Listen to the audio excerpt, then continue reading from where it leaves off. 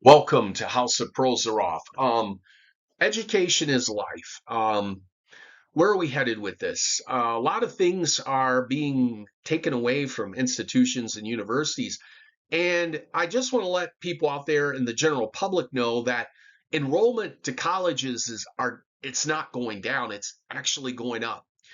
Um, Also, I think there's the idea being spread that like these institutions don't have welding programs or construction programs or things that are practical.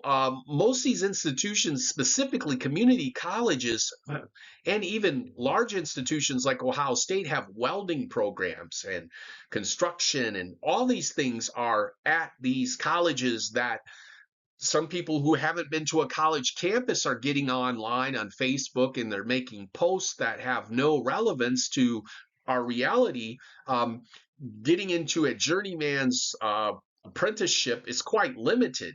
They may have 4 or 5 apprenticeships every year, if that. It's also limited to if you have the right family connected to the right family. Okay. It's not as simple as, okay, you just go out there and you can be with one of these journeyman programs. It doesn't work that way. That's why you have college programs in welding and construction where you're not going to be kept out of it because you're not going to be selected by a committee. You're allowed to enter community colleges at will for the most part. You're not screened by an elitist group of people, which you will find those in the unions who frankly, are not much better than some of the people you might think are at high levels in colleges. It's the same thing, perhaps in some regards, but it's also different. In education institutions need a lot of people so they can serve the masses. These apprenticeship programs, they can't serve the masses. They're too small, and you've got to be able to fit in with whoever gives you the apprenticeship, usually often ran by a family-owned company that has their family members working there, which is a very nepotism-like atmosphere that in some cases and in most cases you're not going to get a fair shake. The odds are that the perks and the advantages go to the family operated kin, and that's just how it is. Now, these are hard labor, these are jobs that require a lot of labor. I get that, but these are not answers to all these problems that our country faces. And what you find out is we're facing difficulty in trying to explain this to the general public. Many of them are very ignorant. They'll come up with things like, college campuses are dangerous. Well, that's so false that I don't know where to begin with. College campuses are safer than most cities, safer than even the suburbs that they're actually often located in for some of the more recent community colleges.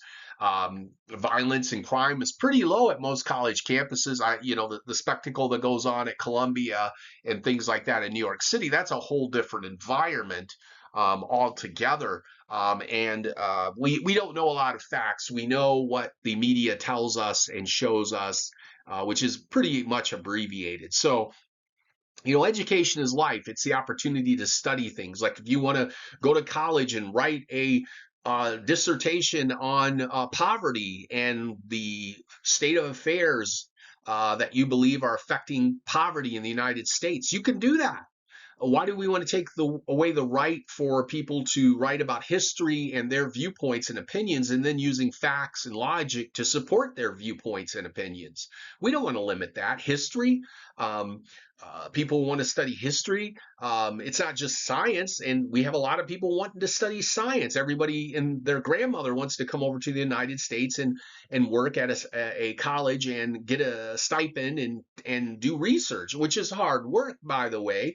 um, and I'm just very dumbfounded by what little some Americans know about our colleges and campuses, and they get it secondhand information from right-wing lunatics whose kids are all in colleges and prestigious institutions, and then they come on preaching to you about how these institutions are dangerous. Meanwhile, their kids in that graduate with law degrees, medical degrees, political science degrees, and then they tell you on their little cheap broadcast that they have that's supported by millions and millions of dollars from corporations that you might not want to educate yourself and you need to go dig a ditch or something, which is way beyond what some people can do now. That's not their life pathway. It's like Mao Zedong.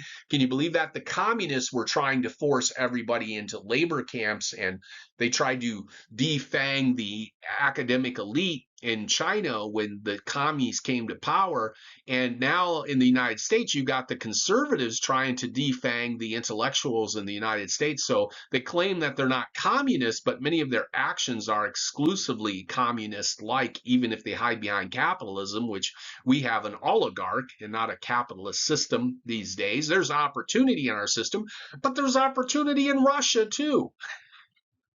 So, yeah, it's a mixed bag.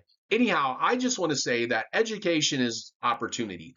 It's not just about having a job, it's about spending the day how you might want to spend it. Okay. And it doesn't matter that somebody out there is going to rant, well, I don't get to do that. Well, can't you figure out how to fill out the paperwork? Can't you apply to things? Can't you try new things? Or are you just going to hate on the fact that other people might be escaping the matrix and doing what they like to do? What's wrong with doing what you like to do? I'm not here for you. I can't survive under those criteria anyhow. I'm going to disappoint you if you try to make my existence be only about what you want and things you need. That's going to be horrifying. Uh, Anyhow, education is going to change dramatically because of artificial intelligence. It's going to be some good things, some bad things. This is the House of Prozaroff saying we need education. Education is life. The melting snowflake signing off. Glad you listened. Have a great week.